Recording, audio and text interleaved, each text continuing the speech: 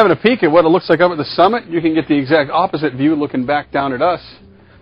If you head up the timberline chair and have a peek down, 9 degrees down here right now, and a few minutes ago we had 15 degrees at the top of Spillway. So it's looking like a great day up there to be out and about, checking out the skiing from top to bottom.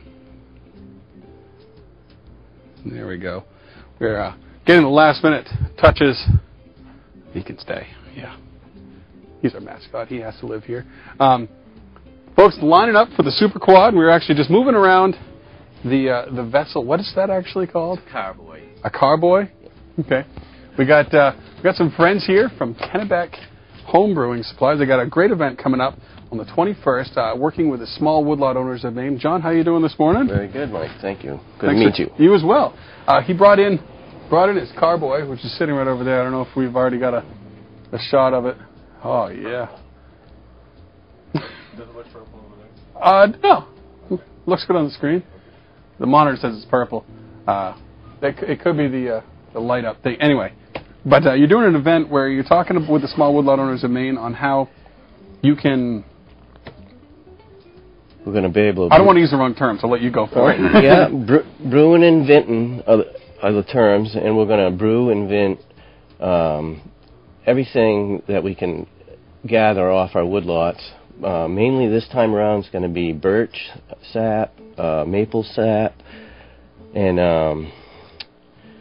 you know, if somebody has some frozen fruit that they have saved, we can help them make a wine or soda or a beer with this product.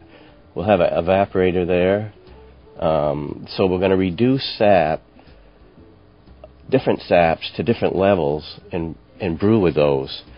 And also we're going to try to distill some. And nobody knows what's going to happen if you're going to have people lining up with pancakes when the product comes out. And we don't know. We're going to try to see the reduction rate is usually 43 gallons to 1 gallon. So our distills run 7 gallons, and we'll see what we get. We have no idea, so that's going to be exciting. It'll be a little experiment. That's yes, and we're just trying to educate people and let them know that we're available to help them make other products with anything that's on their land, and that's a big thing now. It really is, from farming to harvesting wood and anything. People are trying to save money, and it's a great way. Right. And there's this idea that it's this huge, complicated process. There's all these tanks, and you know, you see the commercials for how they make, you know, whatever, any product, any soda or beer, and it's warehouses full of equipment. I mean, that's not the case. No, and one of the things we try to do is assure folks that what they're going to make, we help guarantee the results. And through our trials and failures, right. I mean, we've been doing it for 12 years, and really a lot of what you read is wrong. There's some recipes that are basically really mess the product up and don't help people, make it hard for them. So we try to filter through that, and I mean, we just really help rate to any experience, whether it's bottling, capping, corking, all those things that tend to jam people up sometimes, discourage them. I help people get through that. Definitely.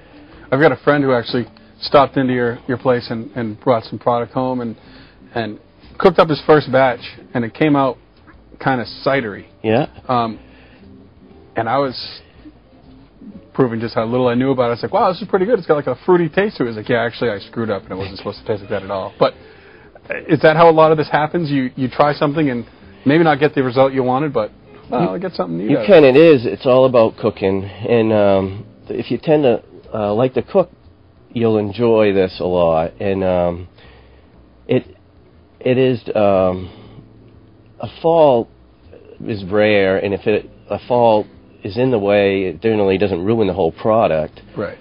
Contaminations happen sometimes, are very rare, but I do have people with fear factors of having all this equipment, not being able to buy in $100 worth of juice and then screwing it up. Right. And I really don't allow that. I mean, I guarantee our results. I mean, I've only had a couple customers bring everything back and say they don't like it, and that's fine. Right. But we'll help people. We help people mix everything right there, and they can take it home, and then bring it back and do different stages with it.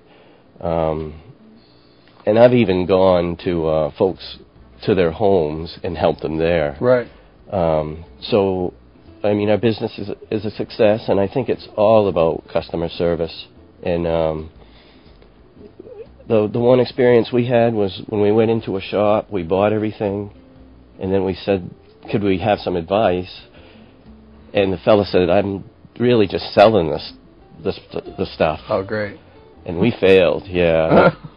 We did. We really failed bad. And I was discouraged. And the Canadians have been doing this a lot more than us. And we went to Canada and learned from them what was up in a homebrew shop. And so I said, why not do it here? Right. And it's worked. And what's the process that's going on over here in front of Hal, our well-dressed individual? This is a primary fermentation of a beer, and it's very busy, really active. And I put it in a carboy so we could see it rolling and working, and it'll be about a month in there, and then it'll be finished and ready to bottle. And so what's boiling? What's boiling off there? The yeast is giving off a gas, consuming the sugar, and that's all that's happening.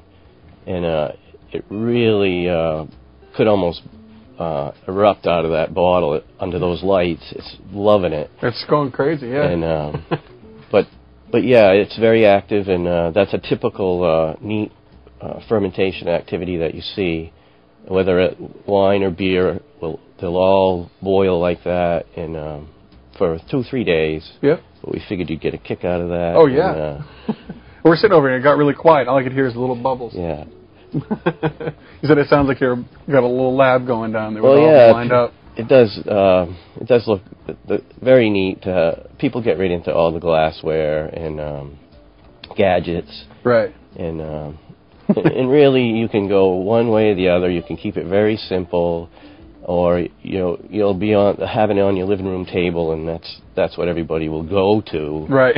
To talk about and bragging rights of making your own and having quality product is a big thing when you put a nice label on something. Right. And you present it at a dinner.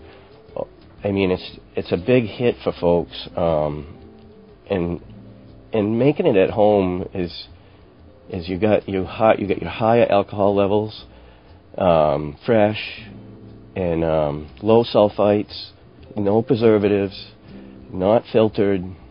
You can't even buy it. You know what's in it, right? Yeah, you can't buy it, and it's comparing frozen store-bought lasagna to Mom's lasagna. There you go. You just cannot compare it. Right. And so I think the commercial guys, they are up. They're going to be up against it once everybody gets educated to how good you can make at home. Sure. And if we do, as a people, not be so lazy and start making our own again. Right. It will be a big thing down the road. Well, we'll take a quick break. We'll talk about some of the maybe some of the political implications tied up in some of that, and we've got another device inside of the room we'll talk about as well. We'll be back with more on Mountain Report.